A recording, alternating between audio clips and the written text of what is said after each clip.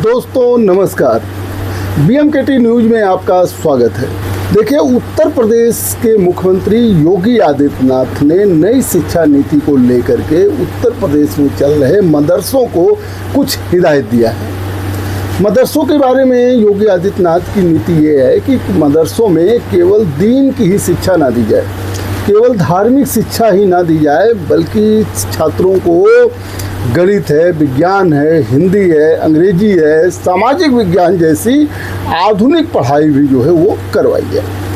हम आपको बता दें, शुक्रवार को उत्तर प्रदेश के मुख्यमंत्री आदित्यनाथ ने मदरसा नीति को लेकर शुक्रवार को एक बहुत महत्वपूर्ण बैठक किया। उन्होंने सीएम योगी ने कहा है कि अब जो है मदरसों को केवल मजहबी शिक्षा तक सीमित नहीं रखना चाहिए कि केवल मजहबी शिक्षा ही दी जाए, क्योंकि हमारे देश के युवा हैं वो धार्मिक शिक्षा तो लें, लेकिन उनको अन्य जानकारी भी होनी चाहिए। उनको कंप्यूटर के बारे में भी जानकारी होनी चाहिए, उनको विज्ञान के बारे में भी जानकारी होनी चाहिए, उनको गणित के बारे में भी जानकारी होनी चाहिए, उनको सामाजिक विज्ञान के बारे में जानकारी। एक उच्च स्तरीय बैठक में मुख्यमंत्री ने कहा कि मदरसा शिक्षा में बड़े बदलाव की जरूरत है।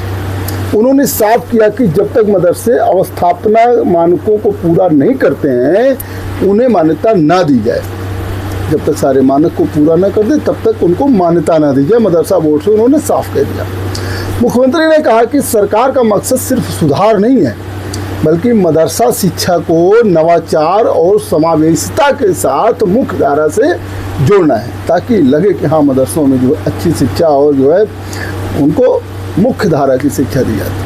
उन्होंने कहा कि मदरसों के बच्चों को भी गणित, विज्ञान, हिंदी और अंग्रेजी, सामाजिक विज्ञान जैसी आधुनिक पढ़ाई का पूरा लाभ मिलना चाहिए।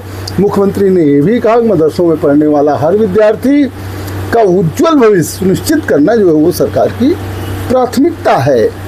बैठक में यह जानकारी दी गई कि प्रदेश में 13,329 जो है मान्यता प्राप्त मदरसे चल रहे हैं पूरे उत्तर प्रदेश में, जिसमें करीब 12.35 लाख छात्र और छात्राएं पढ़ रही हैं मदरसों में। इनमें 561 मदरसे ऐसे हैं जिन्हें राज्य सरकार से अनुदान मिलता है।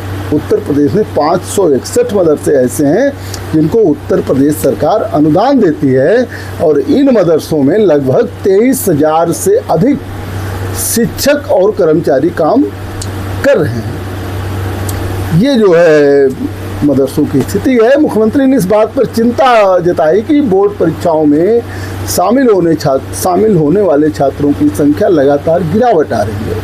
जो मदरसे में पढ़ते हैं वो बोर्ड परीक्षा में नहीं शामिल होते हैं। जैसे 2016 में 4,22,000 छात्र जो है शामिल हुए थे, 2025 में घटकर केवल 88,000 रह गई।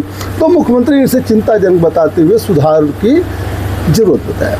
अक्सर मदरसों में शिक्षकों की नियुक्ति को लेकर सवाल उठते रहते हैं। इस पर मुख्यमंत्री ने जो है स्पष्ट निर्देश दिया। मुख्यमंत्री योगी आदित्यनाथ ने मदरसों में पारदर्शिता और गुणवत्ता लाने पर जोर देते हुए शिक्षकों की नियुक्ति प्रक्रिया को भी पारदर्शी बनाने के लिए निर्देश दिए।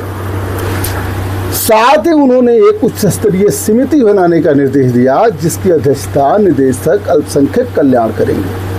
यह समिति में शिक्षा, वित्त और न्याय विभाग के अधिकारी भी शामिल होंगे।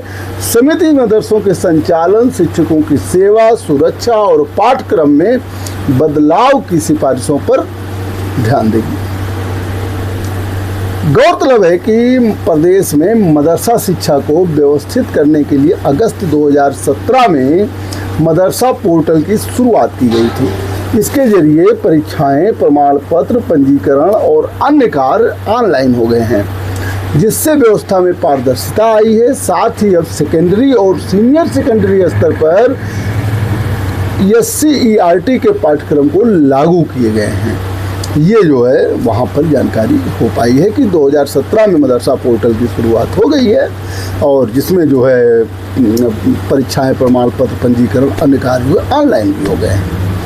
और मुख्यमंत्री ने यह भी कहा कि मदरसा शिक्षा को नई शिक्षा नीति 2020 के अनुसार बनाना होगा। इसके तहत पाठ्यक्रम और शिक्षकों की योग्यता में बदलाव जरूरी है। उन्होंने कहा कि मदरसे केवल मजहबी शिक्षा का केंद्र न बने, बल्कि यहाँ से निकलने वाले बच्चे समाज की मुख्य धारा से जुड़ें, बेहतर भविष्य की ओर बढ़ें। ऐसा जो है शुक्रवार को एक बैठक हुई मदरसा बोर्ड को लेकर। इसमें मुख्यमंत्री योगी आदित्यनाथ ने निर्देश दिए हैं और मदरसों के कायाकल्प को पलटने की बात हुई है और मदरसों में दीनी शिक्षा के अलावा अन्य शिक्षा पर जोर देने की बात कही गई है। साथ ही शिक्षकों के नियुक्ति पर भी बात की गई है। बने रहिए BMKT न्यूज़ के साथ, आगे भी हम आपको बताएंगे अच्छी खबरें क्या है। बहुत बहुत धन्यवाद, बहुत बहुत धन्यवाद।